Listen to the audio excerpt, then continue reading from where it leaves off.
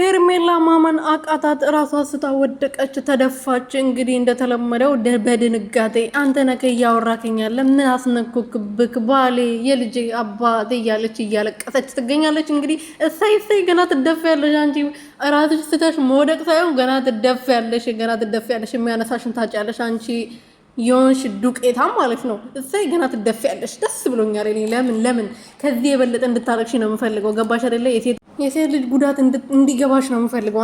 ሩትዬ የረገጥሽውን ጫማ አንቺ እንድትረግጭ ይፈልጋለሁ። ገባሽ አይደለ? ካረገጥሽው ስለማይገባሽ አንቺ ድንጋይ ራስ ማለት ነው። እና ሰላም ቤተሰብ እንዴት ናችሁልኝ? እኔ ያለው እግዚአብሔር ይመስገን። በያላችሁበት ሰላማችሁ ብዝት ትርፍርፍ ይበልልኝ። ለዚህ ቻናል አዲስ የሆናችሁ ሰብስክራይብ፣ ሼር፣ ላይክ እያደረጋችሁ ቤተሰብ እንድትሆኑ በትህትና እየጠየቅኩኝ የትላንትና ድራማ ቀጥሏል።